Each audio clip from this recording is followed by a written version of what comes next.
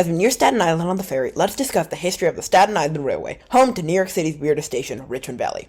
The Staten Island Railway can trace its history all the way back to 1836, when the Staten Island Railroad Company was chartered to run from what is now Clifton to what is now Tottenville. However, this company failed soon after, and efforts for a rail line died down for a decade or so. In 1849, proposals again surfaced, and by 1851, the second iteration of the Staten Island Railroad was incorporated with a more strategic purpose. In addition to simply providing transportation on Staten Island, a main goal of the 1851 founded Staten Island Railroad was to end the Camden and Amboy Railroad's monopoly of New York to Philadelphia travel.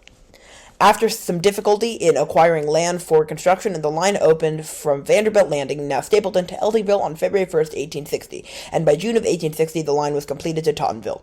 The railroad flourished for the next decade, but on July 30th, 1871, tragedy struck when the Staten Island Railroad-owned ferry exploded, killing 85. This triggered a downturn, and by 1880 the railroad was nearly dead. Financial stability returned in 1885 when the Baltimore and Ohio Railroad leased the Staten Island Railroad for 99 years, renaming it to the Staten Island Rapid Transit Railroad. The late 1880s saw many expansions: a new terminal at St. George in 1886, a new branch along the North Shore also in 1886, and a branch to South Beach in 1888. But less than 10 years later, the Baltimore and Ohio went under, but the Pennsylvania Railroad, at the time one of the largest and most powerful corporations in the world, bought out the Baltimore and Ohio and therefore the Staten Island Rapid Transit Railroad. Under the Pennsy, many improvements were made, such as grade crossing elimination in the 1910s and electrification in 1925. With electrification, new ME1 cars were brought in, which would serve on the line for nearly 50 years. The line flourished yet again, but post-World War II, American railroads faced extreme struggles, and the Staten Island Rapid Transit Railroad was proposed to be completely shut down by 1948. This effort failed, but service reductions did happen, and service ended on the North Shore and South Beach branches completely in 1953. In 1954, facing the prospect of complete shutdown, the New York City government intervened, subsidizing Staten Island Railway services. Despite this, the Staten Island Rapid Transit Corporation still faced dire financial straits, leading to its acquisition by the MTA for $1 in 1969.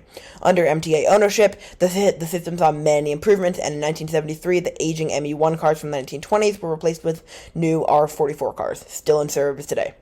So, with that long history section out of the way, let's go ride one of the 50-year-old R44s. Okay, we're at St. George Terminal.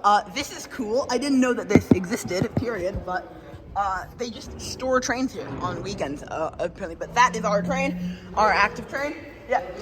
And we're going to go get on it now. And this cool sign says now boarding track 8, Tottenville Local.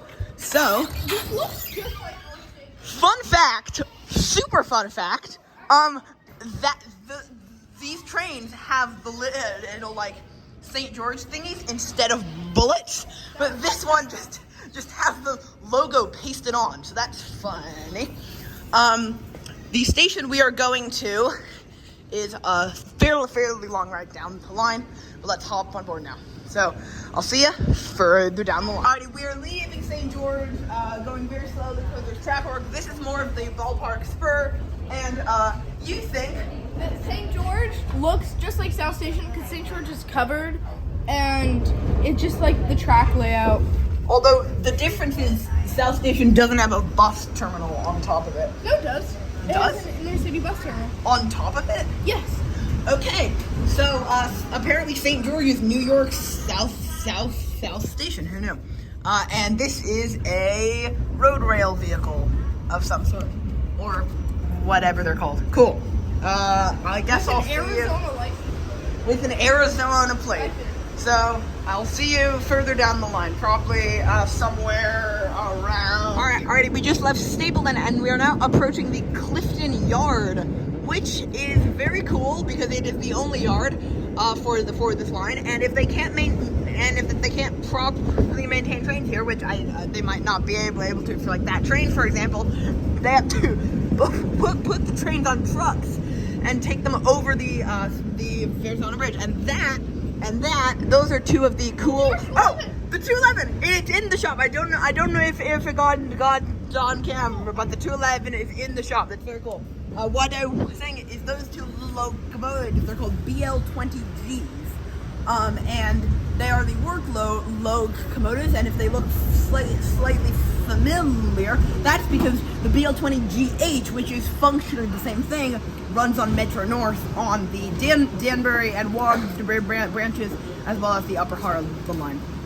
So, without any further ado, let's cut to somewhere else down the line. I'm trying to think of the next cool thing, but see you somewhere down the line. I didn't take a photo of the R211, but I saw it. Well, I'll see you further down the line as we get ever nearer to the weirdest station in New York City. Wow. That was a weird pause.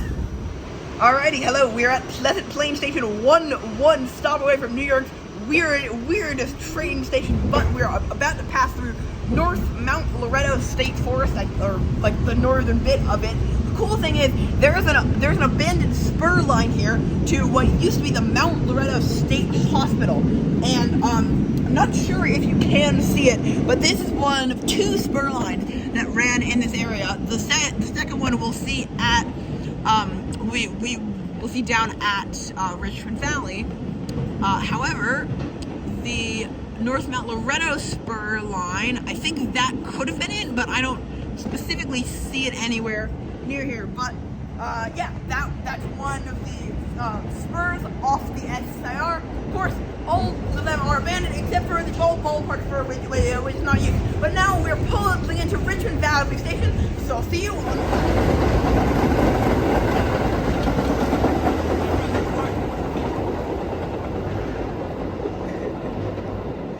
Alright, so we crossed over to the St. George platform, which is actually not being used for St. George service because they are wrong railing today.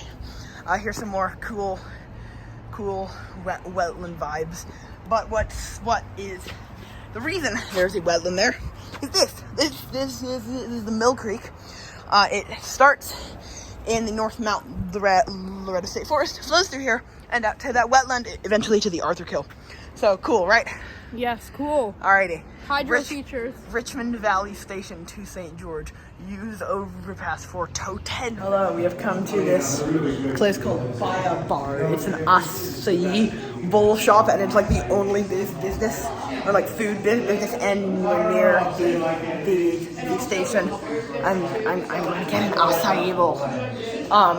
And I'll see you back at the station for a station review. Okay, so the acai bowl took a bit longer than expected. So it's going to be a very rushed station review. Ducks. This is the St. George sideway, which is not being used because they're doing single track. Basically, both sides are the same.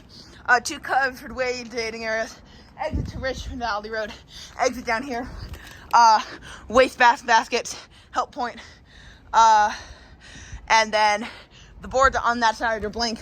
On here, it's the bus map and the entire schedule with Richmond Valley highlighted, and then of course the fall leaf thing. So yeah, we're not gonna hop over to the other side because trains are single tracking and they're only picking up on that side. So it turns out trains are actually running on the correct side. So yeah, that's really fun. We love it when service alerts are just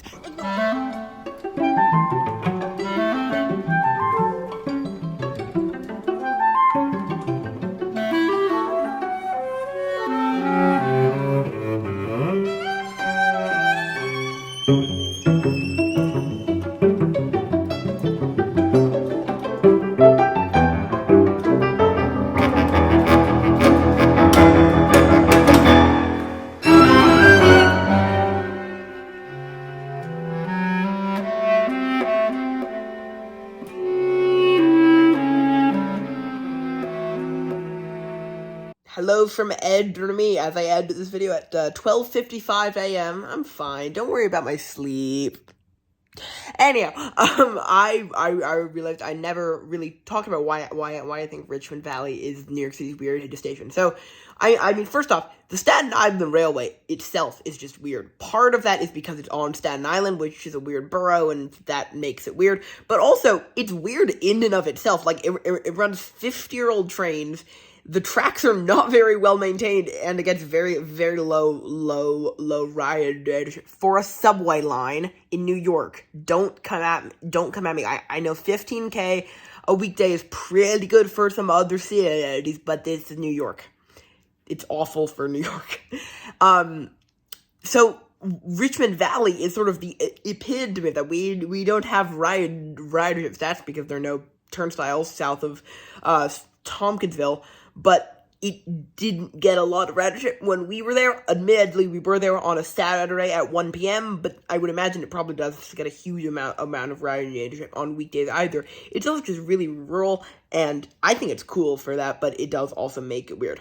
So that's why I think Richmond Valley is New York City's weirdest station. And now cut to us back at Old Town. Alrighty, we're here at Old Town. We've gotten off the SR here. Very cool, very fun. Did you enjoy your SR experience? It's just like a subway, but it's rural, or at least kind of. It's like interurban-y, kind of. Nice. Anyhow, thank you guys so much for watching New York City's weird station. I hope you enjoyed, and I'll see you next week. Please Bye-bye. consider subscribing.